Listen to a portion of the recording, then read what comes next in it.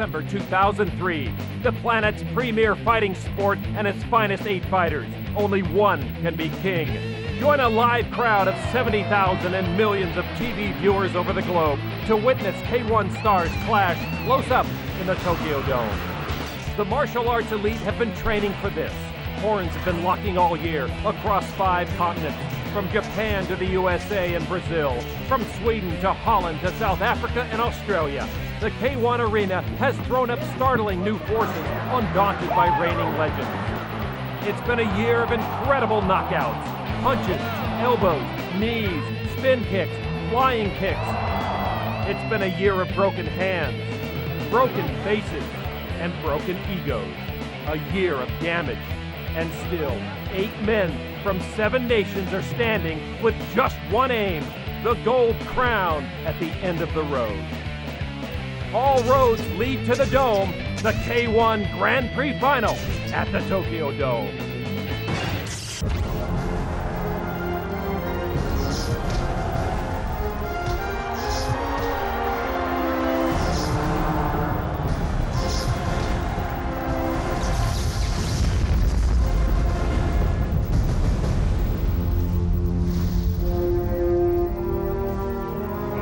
Gentlemen, let's get ready to rumble!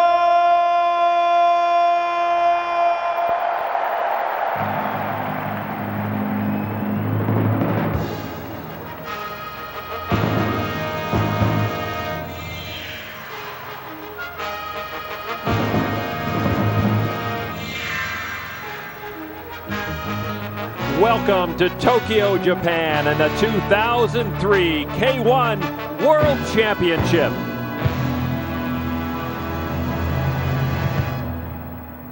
I'm Lon McCarran along with Mike Sawyer. ただいまより RJ K1 ワールドグランプリ2003決勝戦を開催いたします。 80,000 people snapped up the tickets in just under 2 hours for this, the biggest event in martial arts, the K1 World Championship.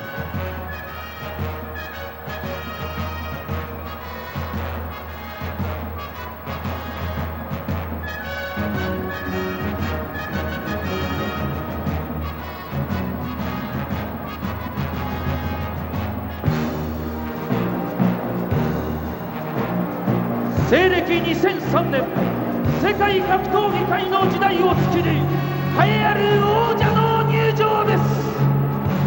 There are 8 magnificent warriors of K1 World Grand Prix 2003. And our rules tonight for all 8 bouts will be 3 3-minute rounds, kicks to the entire leg and the body, knee strikes will be going to the head, body, and the legs. 2 knockdown rule in effect for the semis and quarterfinals only, no knockdown rule in the finals. And there is Peter Arts, the man who is in his 8th final of this K1 championship, certainly one of the more popular fighters here in Japan, and in true K1 fashion, what a stylish entrance for all the fighters. There, Alexei Ignashov, his 2nd appearance in the finals. What a great way to come in. Oh, it is. They really do it right here in Tokyo. Every fighter is treated like the champions that they are. The crowd loves seeing them come in this way. When you've got 80,000 people in a stadium, you just can't get more electricity and excitement than that. And there is Musashi, a perennial champion of the Japanese Grand Prix. He in his 5th World Championship K1 final.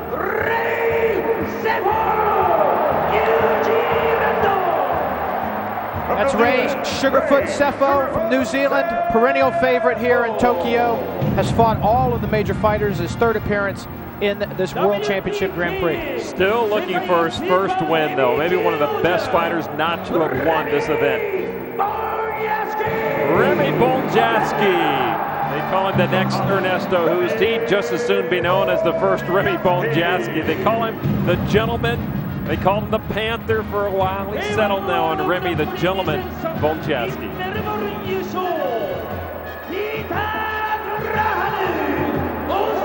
Peter Graham, something of a newcomer, not given a big chance of winning tonight, but he's surprised people all the way through this year, winning the Melbourne Grand Prix.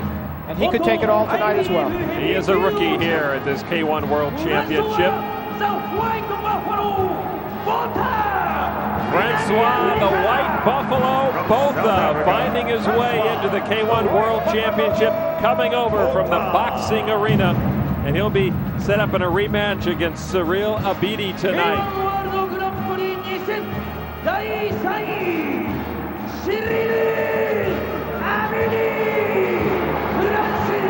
There's Abidi right there. Everyone's looking forward to this rematch.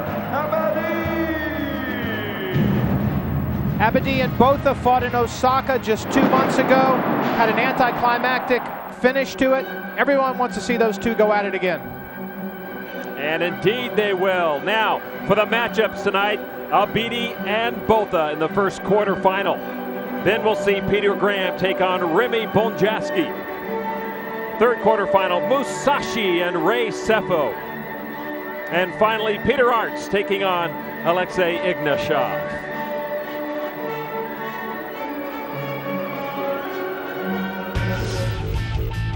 Carter Williams, he's rapidly become the poster boy for the American K1 fight scene. This young, tough Californian put himself in the K1 limelight with a stunning performance in Las Vegas last May.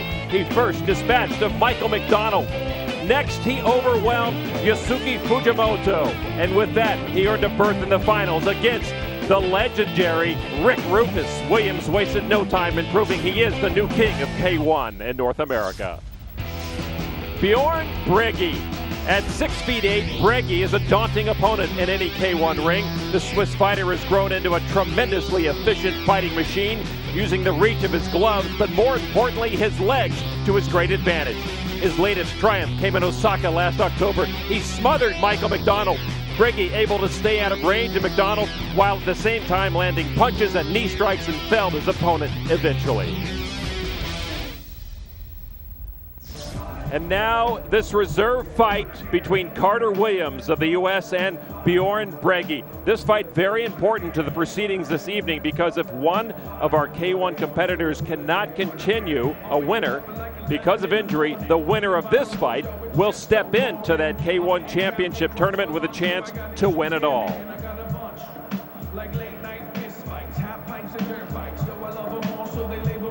And the first one to enter the arena is United States, Carter Williams.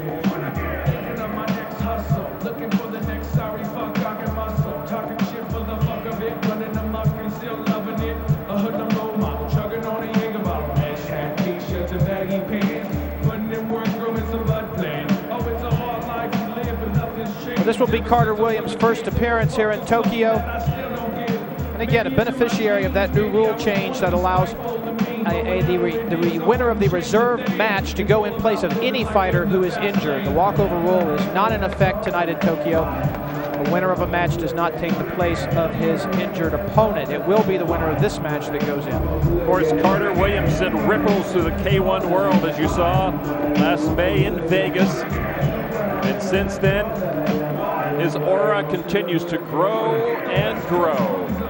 He had a disappointing loss in Osaka to Ray Sefo, but I'm sure he wants to make up for that, and thrilled to be here in Tokyo facing this man, big 6'8", Bjorn Bregi of Switzerland.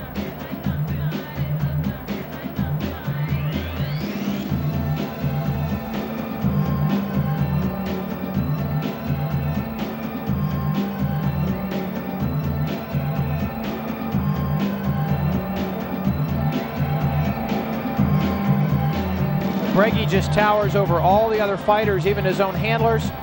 And what an impressive win, Lon, over Michael McDonald back in Osaka 2 months ago. Could not have been more impressed with Bregi. He just looks like he's got all the tools.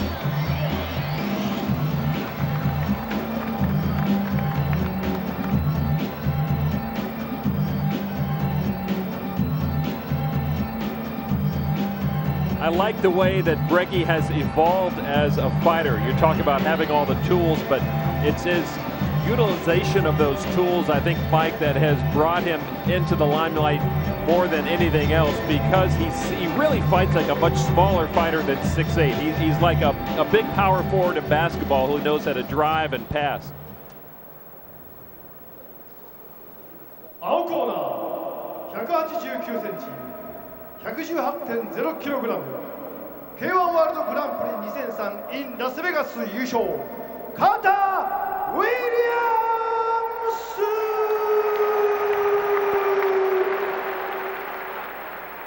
赤コーナー202センチ 110.7 キログラム K1 ワールドグランプリ2003 in バーゼル準優勝ビオン・ブレギ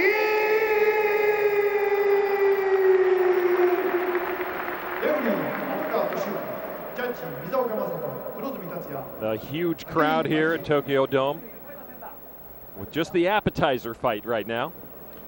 Not a vacant seat in the Tokyo Dome tonight. And Lon Carter Williams is huge. He gets bigger and stronger with every fight, and if you've not seen him yet in the ring, you'll be amazed at how quick he is for his size as well. Well, at 6'2", he weighs the same, 250 pounds, as Bjorn Breggy, who is 6'8". But Carter Williams has the speed of a much smaller man.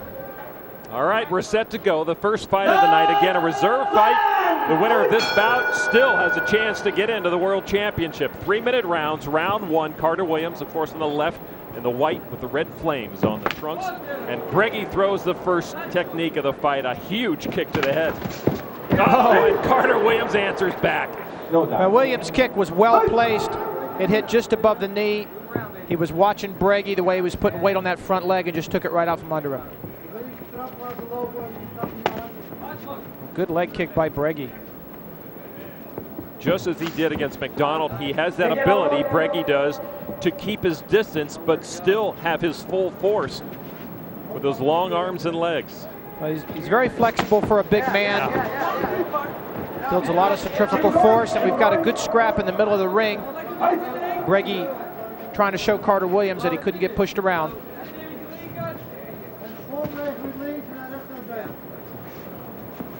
I hesitate to make the connection between Carter Williams and Mike Tyson, but if you had a young Mike Tyson who could kick, you might have Carter Williams.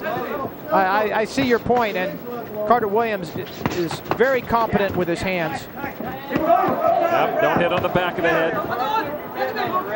Can't do that, but the knee strike came around on the break. The way Williams moves into his opponents is reminiscent of Tyson. That's a good throw down by Carter Williams. Just the opponent getting up off the canvas works up some energy.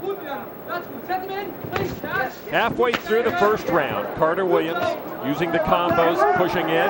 Breggy punching on the back of the head, which is blatantly illegal. As was the choke you saw right before the punch to the back of the head, and Breggy has been warned.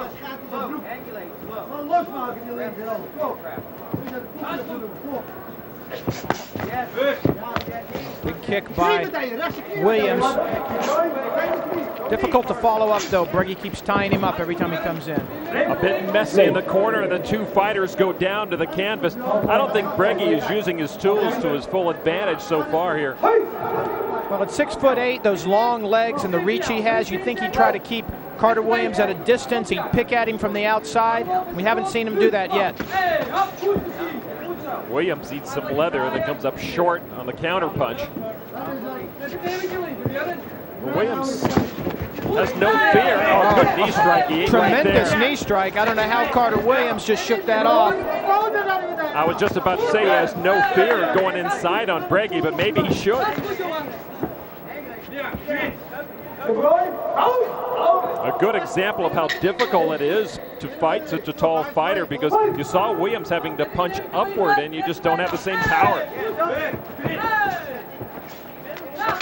Now Breggy beginning to use those legs to his advantage, and the whole body of Carter Williams just shook on that last kick that landed under the left armpit of Carter Williams just before the bell on round number one, and I think a good one for both fighters. I'd have to give the edge to Breggy on round one. I think he made a terrific use of his knee strikes. This is the one, oh, just perfectly placed right on the nose of Carter Williams. Williams trying to come back and minimize the effect on the judges. He's got another knee strike coming up here, and Williams trying to block, but he just waits till Williams drops the hands right up over the hands. Perfectly placed by Breggy. I think round one, Breggy showed that he's got weapons that he can bring to bear against Williams that Williams cannot block. Well, I think the only thing that really kept Williams in that round was the fact that that wasn't quite a knee strike. It hit a little bit higher up on the thigh, a softer portion of the leg on Breggy's leg. If he had got him on that knee bone, Carter Williams would still be waiting to get off the canvas. Round number 2 scheduled for 3. Williams has got to settle down, start doing his stuff here. We've seen him do it this year. We saw him do it in May. We saw him in August. He's just got to settle down, start looking to pick his shots, keep moving in, cut off the ring on Breggy. I still believe he's the faster and more powerful fighter. A great kick and then a follow punch, a stiff right by Carter Williams, and both fighters go down, no knockdown. But Carter Williams starting to shy away now from those leg kicks from Bjorn Breggy. He needs to come on in when he sees him setting up for it and jam it. He's not going to be able to get away from it. Breggy's legs are too long. Oh, what a right hand by Carter Williams, and Breggy is down. Oh, it hit him in the throat. There's not going to be any... I'm sorry, Alon, go ahead. Breggy looks to be okay, and they're just going to give him that short count and get him back in there. No difficulty breathing. I think that was the concern there for a moment. I don't think the referee actually saw it hit him in the throat. He thought it hit on the chin, but regardless, the fight continues. Looks like Breggy's all right. But he does have a knockdown rule against him. Oh, and he's just about to get another one. 2 big punches by Carter Williams, and Breggy is on the defensive. Carter Williams has to be careful on the clinch. He has a tendency to get a little sloppy when he's inside and tight. That's what happened against Ray Sefo in Osaka, and actually ended up catching Sefo with a couple of elbows, and there you see the effects of Carter Williams' barrage of punches on Bjorn Breggy. So now the ring doctor and the cornermen checking on Breggy.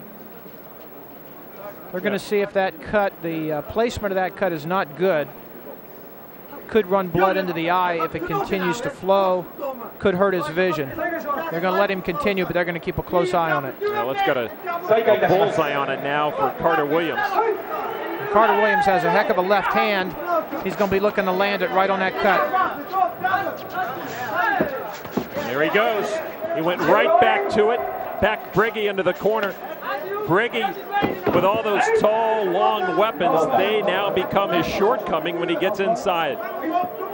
Williams muscling him around, landed a left-right knee strike, and then pushed him down. Oh, and another good right hand by Williams. Carter Williams puts Bjorn Breggy down, and the 2 knockdown rule comes into play here. And in round number 2, Carter Williams knocks out the Swiss fighter. So now Carter Williams still has a chance to get into the K1 World Championship tournament should one of those fighters become injured. That's exactly why he wanted to fight here tonight.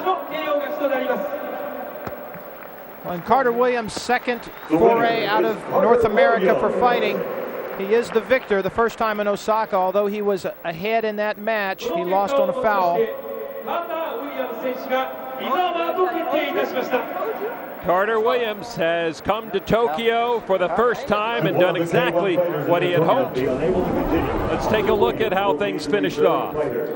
Here in the second round, Williams starts to muscle Breggy around. He gets inside with him, starts pushing him around, landing short punches, staying inside the range of those long weapons. This right hand, which Breggy claimed landed on the throat, looked to us like it might have clipped the chin, put him down for the first knockdown. Then another barrage by Carter Williams. The onslaught was just too much for Breggy. This is the last knockdown and the final hurrah for Breggy in this match. The referee wisely stops the match. I think he would have anyway. The 2 knockdown rule being in effect, there was no choice. Carter Williams now has to wait and see, will he get another shot tonight? So Carter Williams walked out of the Tokyo Dome ring, down the gauntlet of fans. A winner by technical knockout in round number 2. That's for all the girls that names start with K and O. Love you, Japan. Good to me. For all the girls whose names start with a K and an O.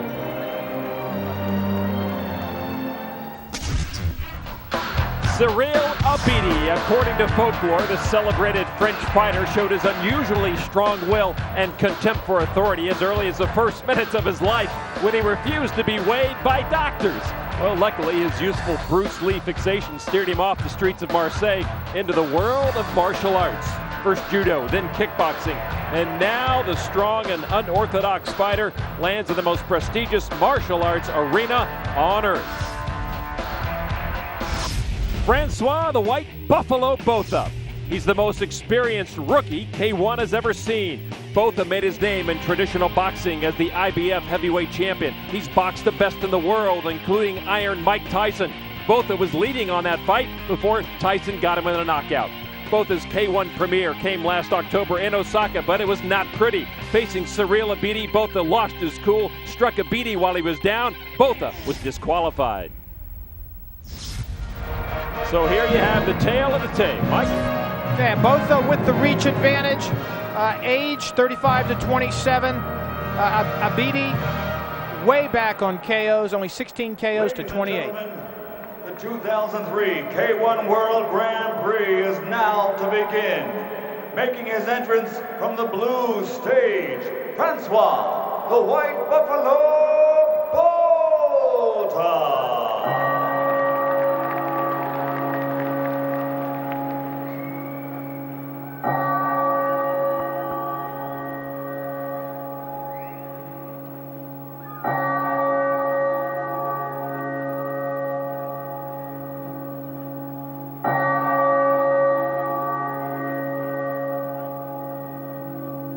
It's that time again.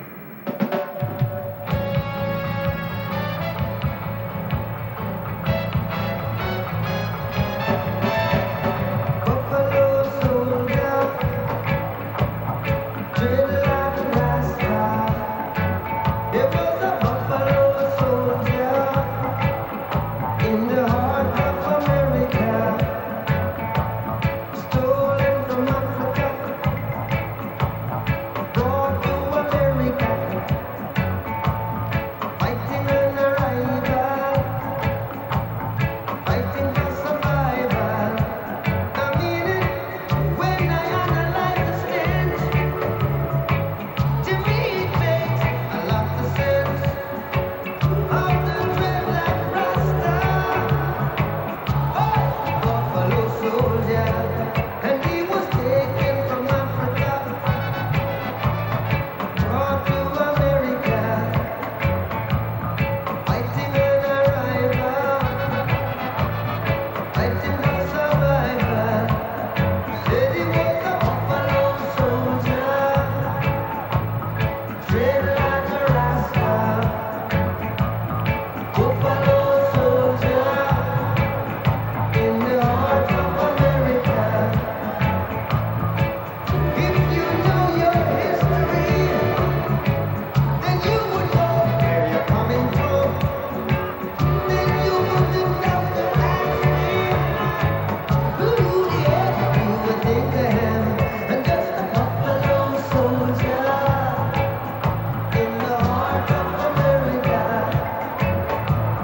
stolen from Africa, brought to America. Said he was fighting for survival. Said he was a buffalo soldier in the war. Francois Botha replacing Stefan Leko, originally the opponent for Abidi tonight. Leko reportedly could not reach agreement on the terms of his participation for the Grand Prix.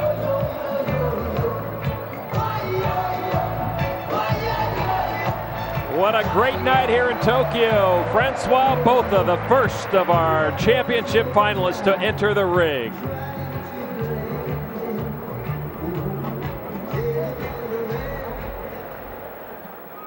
And now, ladies and gentlemen, making his entrance from the red stage, Cyril Abidi!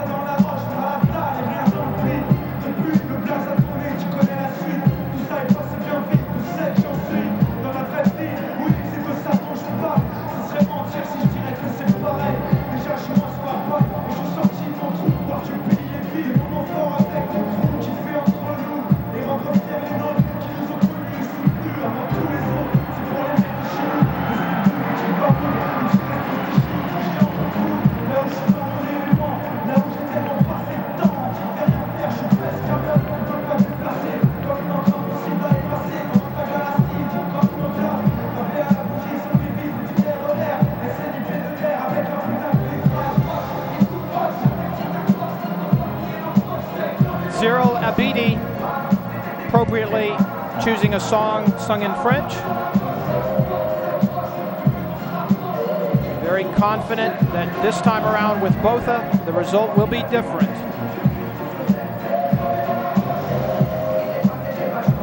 A lot of fans of K1 were critical of Abidi after that October matchup against Botha.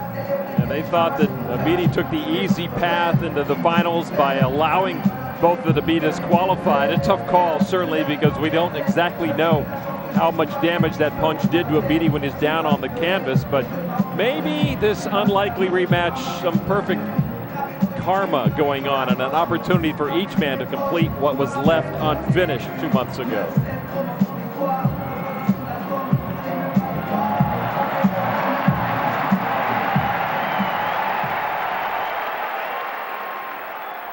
And now, ladies and gentlemen, let's get this party started with our first tournament quarter-final match.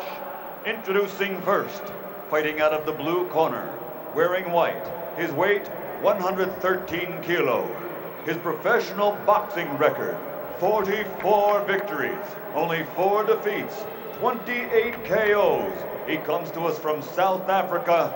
Ladies and gentlemen, the former IBF heavyweight champion of the world, Francois, the White Buffalo Botha.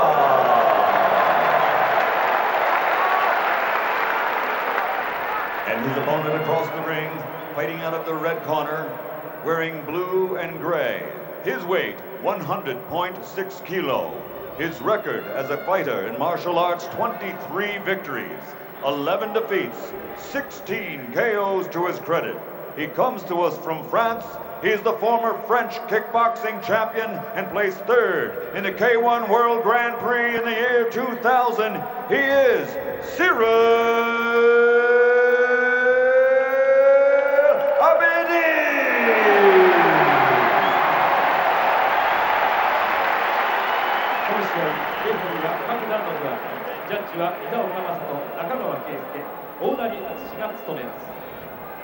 Well, Lon, if there was any sour taste in the mouths of Japanese fans because of the way Abidi won in Osaka, you certainly didn't or couldn't tell it from the reception he just received. Exactly. Well, here we go. Nothing like a good grudge match, and both are trying to finish it off real quick. You're not going to see maybe a lot of polished style from Botha. And Abidi once again goes down. He is the one that now attacks from the canvas. Abidi not about to have Botha come down and punch him on the canvas again. He threw a double leg kick from the floor. Very smart from Abidi to cover up. You do not want to get in the way of those gloves of the very experienced boxer in Francois Botha. Great kick from Abidi. Botha made no secret of the fact he was going to win this with his gloves. That's exactly what he's going to try to do. And Abidi is not going to try to match him punch for punch, certainly not. Botha is established in his boxing career. He's one of the hardest hitters in the world. Abidi doing the smart thing, keeping the gloves up, taking the punches on the forearms, looking to kick low, work his magic down low into the ribs with his legs. And this is exactly, in theory, what K1 is wanting to do. Bring the different styles into the ring, find out which is superior to the other. We've gone outside the martial arts a little bit by bringing both in with the boxing skills. So now that expands that universe just a little bit more, makes it a little more interesting for the fans of K1 around the world. Two different disciplines here, boxing and kickboxing, although, of course, Abidi can fight with his hands, just not in Botha's league, and Botha has said that he has been kicking and practicing getting kicked for months now. Actually, at the press conference said, give me a year, I'll be the next Bruce Lee. Well, right now, both are having trouble landing those punches on the slippery Abidi. Good movement by Abidi, avoiding the main bulk of Botha's power. However, can he keep that up for 3 rounds? He's got to start doing some damage down low with those leg kicks. Well, stamina plays such a huge part. The deeper we go into this fight, I have to think the more advantage Abidi is going to have. Now, Botha's not setting up as a boxer, though. Would you expect that from him? He's doing what he said he was going to do. He's going to get inside, not let Abidi kick him, try to fight with his hands. But, you know, we've hardly seen a kick from Botha yet, too. It's been all hands. Oh, man. Those punches from Botha, you can just feel them reverberate through Tokyo Dome. Well, each fighter going back to instincts. The gloves for Botha, the kicks for Abidi. Just not seeing enough kicks from Abidi. He needs to get going with those leg kicks. These matches are only 3 rounds. He's got to start working on those tree trunks of Botha's right now. That is the end of a most thrilling round number 1. Francois the White Buffalo Botha and Cyril Abidi. Well, one of the most anticipated bouts, perhaps the most anticipated here tonight, this rematch from Osaka 2 months ago, which actually was a win for Abidi because of disqualification. How Botha got into this tonight, we'll tell you in just a minute, but we're going to watch a replay from the first round. Botha, just the barrage early on of punches, and Abidi in an attempt to survive off the canvas with a double kick up, actually kicked Botha right in the face with that right leg. Seemingly little effect, but both fighters going at it hot and heavy in the first round. Certainly not a feeling out circumstance. You know, some folks had compared Botha's emergence in K1 to that of Bob Sapp's, but it's an entirely different story because Botha is coming from a ring-type background where Bob Sapp did not have any ring experience. He just went on name alone and built that aura that he has certainly built. Well, Botha, I think, has a chance to move, to emerge as a kickboxer should he learn that kick part of the game. He's already got the fight part down. Well, Abidi has taken the offensive here, doing what he needs to do. He needs to do it for the whole 3 rounds, and that's keep those kicks coming one after another to keep Botha a little bit at bay. And keep moving that head, because Botha, one punch from Botha will finish this thing. Good jab by Botha and a right hand that was extended, did little damage. Abidi too timid with those leg kicks. He's got to bang them in there. Well, I think, as we mentioned earlier, that Botha we can expect probably to slow down a little bit as we go deeper. He'll be a better kick target for Abidi, and Abidi should just be snapping those leg kicks down low, I think, on Botha. Botha at 35, 8 years the senior of Abidi. Also outweighing him by more than 20 pounds.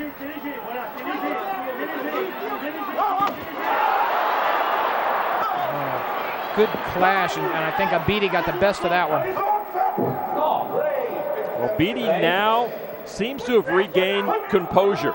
He has decided on some sort of plan. He's got a slower Botha. A good round kick actually moved Botha back. Those are hard kicks that Abidi is throwing. If you had Botha coming at you, you'd be kicking hard too. Absolutely. Kakuta looks like he doesn't want him clinching so much. Keeps breaking him up early now.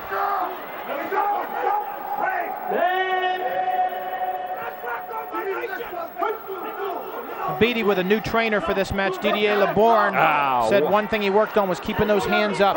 What a good right hand from Botha to the midsection of Abidi. Botha seems to keep trying to punch from long range. I'm a little puzzled by that. Abidi disturbingly keeps dropping his hands. He's going to catch a big right hand from Botha here in a minute. Well, I don't think Botha can get inside effectively because those kicks are hurting.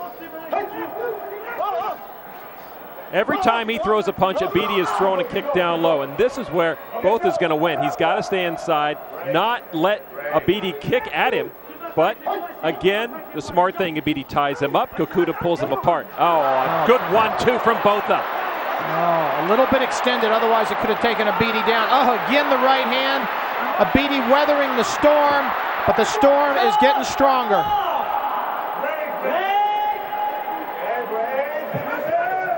Well, Abidi just spun around and turned his back to Botha, trying to stop the barrage. As we end round 2 here, some good flurries, still good action.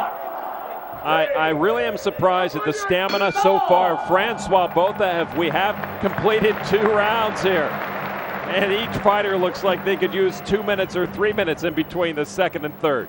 Well, Abidi took some big right hands, but he looks clear. His eyes look sharp. Doesn't look like he's got any big damage from them, and they were good right hands, Lon. He's a tough guy.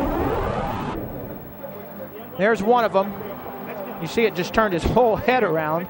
Fortunately, he saw it coming, so it didn't clip him on the chin in a classic knockout. Again, the right to the head and the body, both are favoring the left jab and the right cross to the head and to the body, almost exclusively. No kicks from Botha in that round, as there were none in the first round.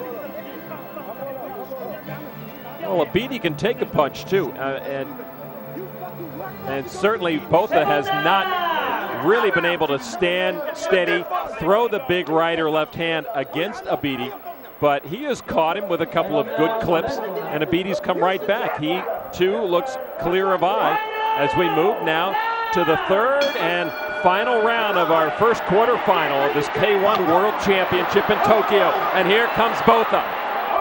Botha's sensing that he needs a knockout to win, and he's going to pour it on in this round. Abidi has to move and do exactly that. Oh. That shot to the top of the head stunned Abidi just momentarily.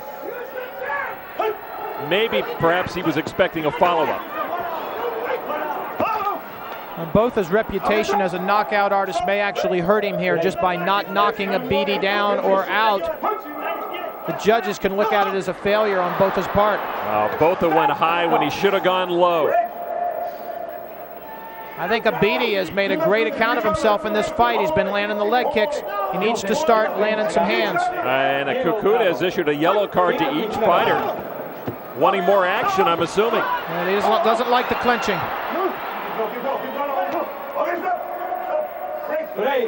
Now it's the first knee strike in a clinch that we've seen from Abidi. If he'd started that in round 1, I think Botha would be a lot more spent. Nice kick to the chest by Abidi, and another one to the gut of Botha.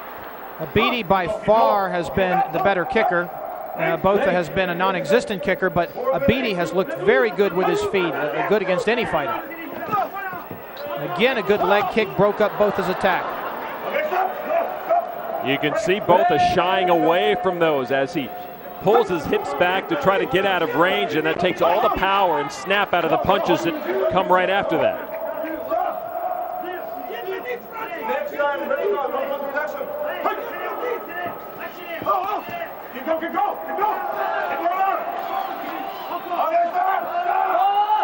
Oh, and Abidi catches Botha with a light right hand. Didn't seem to have any effect, but at least it showed that he can fight with hands inside with Botha and tag him. Final minute now of this first quarter final. This is where the fighters have to prove themselves.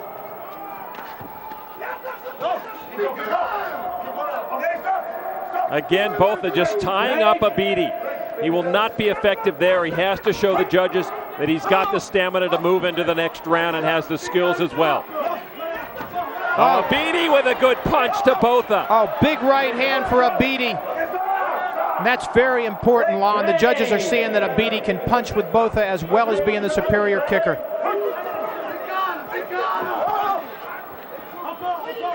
Oh, there it is. Oh, Cyril Abidi waiting for that opening all fight long. what a perfectly placed roundhouse kick with power. Botha, surprisingly, got up from that kick. Oh, and the best thing for Abidi is that the bell sounded to end the fight right then. There was no recourse for Francois Botha. Now it goes to the judge's decision. Do they want an extra round? Do they give a decision after 3? I don't think it's going to be a draw with an extra round. I think this is going to be Abidi's fight. I think he clinched it with that performance in the last round. That knockdown brought him some extra points. And again, that type of roundhouse kick, it hit actually on the shin down near the ankle. Those are the kind people don't get up from. I'm impressed with Botha. Perfectly placed side of the jaw. I don't know how he got up. That's about as hard a shot as you can take in the ring.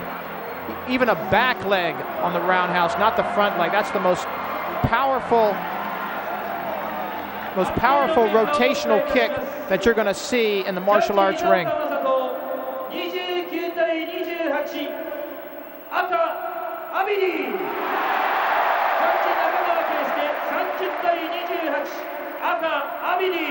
Two judges for Abidi. It is unanimous. Cyril Abidi beating Francois Botha in this opening quarterfinal. Cyril Abidi took abuse for how he handled his fight against Botha in Osaka, but now he has turned the tables around. Well, this fight became more and more Abidi's fight as it went on. He was less intimidated by the punching power of Botha. He started to fight his fight. This is what Abidi does the best. He mixes kicks and punches inside, leading with his legs. That roundhouse kick is as perfectly placed of a kick as you're ever going to see in the martial arts ring. He even caught Botha as Botha was moving to his left to throw a big right hand. It's a credit really to Botha's toughness that he could even get up from that kick. We've seen that before. We've seen guys on the canvas for 2 or 3 minutes after a kick like that. Cyril Abidi, in a masterful performance, deserved this win. Well, Francois Botha goes down in defeat. That's not the last we have seen of him, I'm sure. And Abidi we will see in the semifinals. And that is exactly the place he wanted to be. As you see our grid, he will meet the winner of the next fight, Peter Graham and Remy Bonjasky.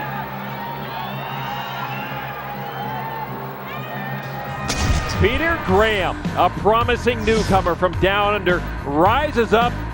A young Australian karate standout, Graham is firmly in the camp of traditional martial arts and is hungry to show how he can conquer in the prize fighting arena. Graham had to overcome his compatriot Sam Greco to get here in their fight in Osaka. Greco, the much admired fighter in Japan, as a result of his past victories over Seppo, Hoost, and Leiko. Young Peter Graham fended off Greco's numerous kicks through round 1 while keeping to his technical, cautious game plan. But Greco fired a low kick in round 2 and injured himself, giving Peter Graham the victory and a shot at K1 glory tonight in Tokyo. Remy Bonjasky. Is Bonjasky the future of the new fighting sport? Dutch national Remy Bonjasky, like Ernesto Hoost, is from the martial arts melting pot of Holland. And with every fight, Remy Bonjasky carves out his own unique fighting identity. Bonjasky's trump card is clearly his flying kick, used repeatedly and lethally in Las Vegas, Nevada. Against Vernon White earlier this year, the move in the first minute of the bout executed so fast, the crowd had to see it in slow motion to comprehend the amount of damage done. Bonjasky is making himself great by combining aerodynamic power with strategic ability. He cleverly adjusts his approach for each different opponent. In Las Vegas, he matched the powerful and athletic Michael McDonald punch for punch, playing an offensive, hard-hitting game, which brought him out on top of the heap at the Battle of the Bellagio. Paired in Osaka against K1 megastory Bob Sapp, Bonjasky knew just what to do. He attacked, withdrew, and kept moving, never allowing what has been certain death for so many Sapp victims, being cornered by the Beast. It was again his kicking precision that hurt the most, landing strikes on the nose, eye, and thigh to a point where Sapp looked like he wanted out. K1 fans have seen this kickboxer come of age and start to seem unbeatable. Perhaps the Tokyo Dome will be exactly the place where Bonjasky can prove that he is the best Holland has to offer for all of K1.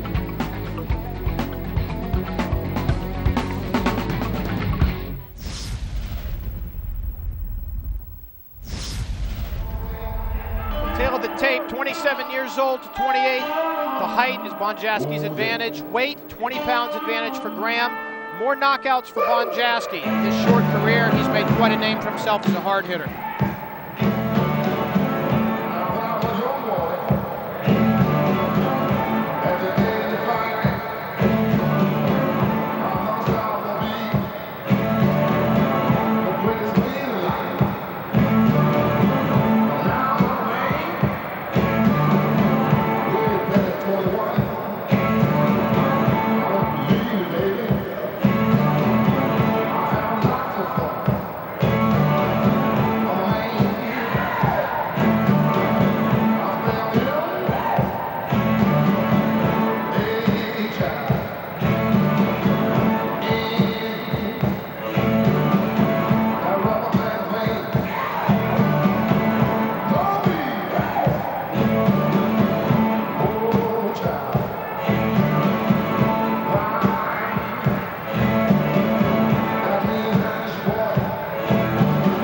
Bonjasky looks to be one of the top fighters in the world. He wants to prove it tonight. And one thing that he has said he has to look out for, and we saw that flying kick against Vernon White, he actually hurt his foot very badly on that kick. Could not kick a lot the rest of the night, Mike, and he said he's got to be careful not to kick himself out early in the game. Well, you remember that kick on the replay, you saw it hit high on the head and it hit on the forehead. That's not where he usually places those kicks. You want them to the softer areas of the body and to the jaw. When you're flying through the air, you don't have quite the accuracy as when you're standing on the other foot. So one of his strengths could also be one of his weaknesses if he's not careful.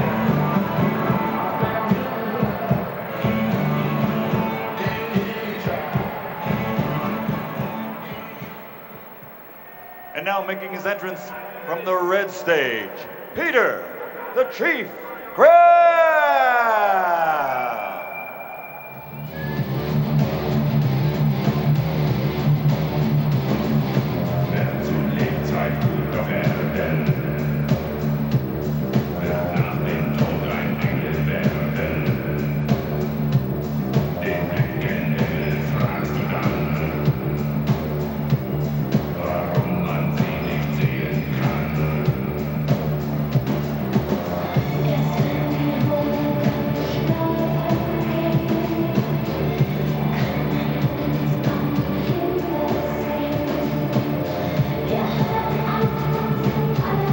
Peter Graham could be the wild card here tonight, Mike. He's trying to make a big name for himself in K1. And he certainly has the size at 6'3", 250. Perfect age for a champion to be, 28 years old. Just needs the results now. Well, he said at the press conference that people don't give him much of a chance. I don't think he can hang in there with the big guys because he doesn't have that much experience. But he says he's come here to win tonight, win the whole thing. And you remember the last guy from that area of the world, from Oceania, Mark Hunt, back a couple of years ago. He surprised everyone by taking the whole thing here in Tokyo, and no one gave him much of a chance at all. And now, ladies and gentlemen, K1 World Grand Prix 2003 second quarter-final match. Introducing first, fighting out of the blue corner, wearing blue trimmed with white. He weighs 105.9 kilo. His record, 42 victories, 9 defeats, 26 knockouts. He comes to us from Holland. He is the WPKA Super Heavyweight World Champion and 2003 K1 Las Vegas Champion. Ladies and gentlemen, REMY, the Gentleman Bonjasky.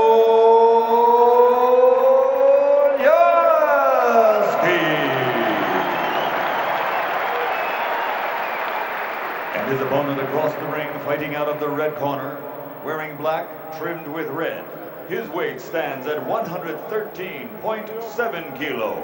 His record, 27 victories, including 20 knockouts with only 2 defeats. He's the WKBF Amateur Heavyweight Champion, K1 World Grand Prix Tournament veteran from Australia, Peter the Chief Graham!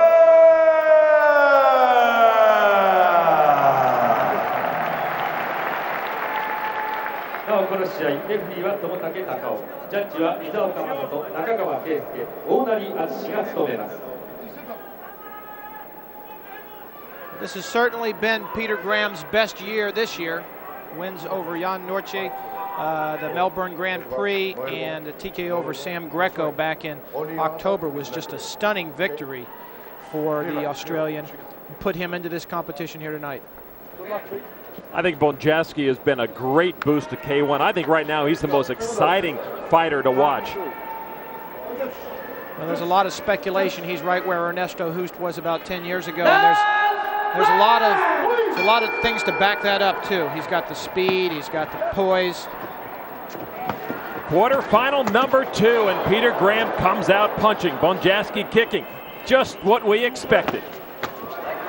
Lon McCarron along with Mike Sawyer as we see the first flying kick from the gentleman Bonjasky, and the action fast and furious into the corner. Bonjasky early on with his trademark move, that flying round kick. It's the fastest fighter we'll see tonight. This fight starting out similarly to Abidi and Bothas, as each fighter, or I should say all 4 fighters trying to finish things off in the first minute or so, have that advantage of the rest period as they move through the tournament. Of course, you got that adrenaline too firing through your veins in that first minute. It's a good time to take out your opponent. Bonjasky playing it smart right now. He's done his thing early on. He's going to feel out Graham a little bit, see what Graham's got. Have to remember that these fighters, spinning hook kick. A nice move by Graham. He went down from it, lost his balance, but it looked like it may have clipped Bonjasky on the side of the head. Maybe done a little damage and certainly racked up some points. 2 big men. Bonjasky 6'4", Graham 6'3". But these winners of these matches have 2 more fights to go before they can claim the prize. They've got to watch their energy expenditures.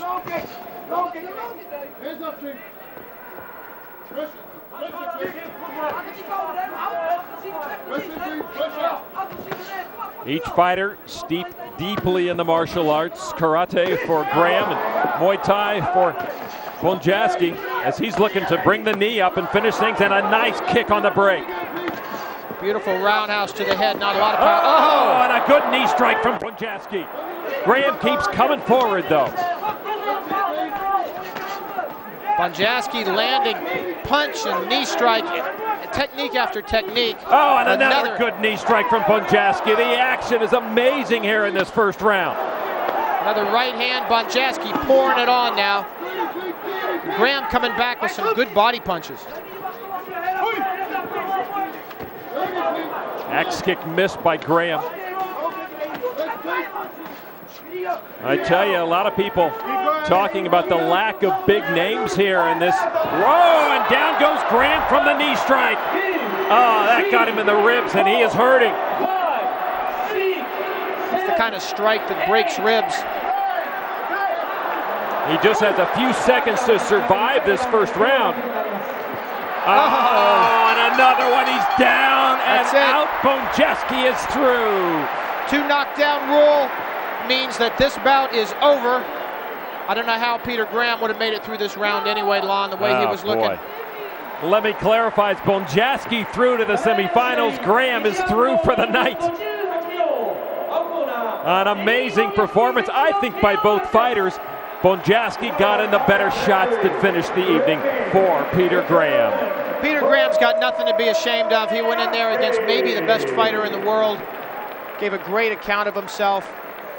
Against Remy Bonjasky, what can you say? Losing to Remy Bonjasky is certainly nothing to be down on yourself about. He's just the fastest fighter maybe we've seen in the last 10 years in this sport. He can do it all. The knee strikes, perfectly placed, the punches, the flying kicks. His legs snap up to your head before you can even move. Look at that knee strike to the exact same spot and perfectly placed on the floating rib. Any fighter would have gone down from those kind of strikes. Bringing it up to the head. Peter Graham, just not enough stuff to hang in there with Remy Bonjasky tonight. He could bring it low. He had the options. He could have gone back to the ribs. Bonjasky with that knee decided to go up top and try to finish it all. And that's exactly what he did. Bonjasky has the tools. And if he wins tonight, boy, he could be a champion. Who could beat him? There's nobody out there right now. I think maybe only Ernesto Hoost coming back might be a match for Bonjasky. And what a promoter's dream that would be. But business is only done for the quarterfinals now for Remy Bonjasky. You see the fire in his eyes. He knows he has a lot of work to do tonight if he wants that crown on top of his head at the end of the evening.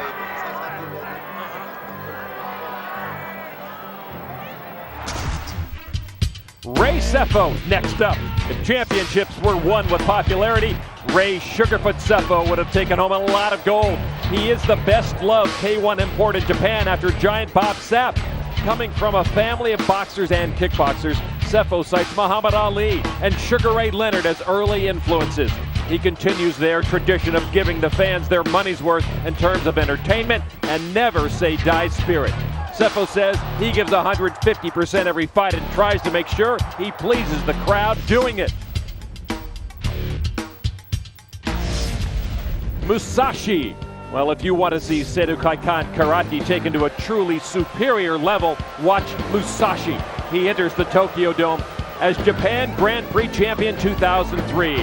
In a martial arts mecca like Japan, the fighter has proved himself to be the biggest fish in a very big pond.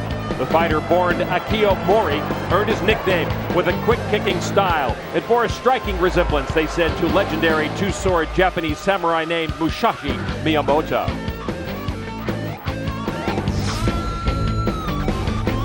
All right, our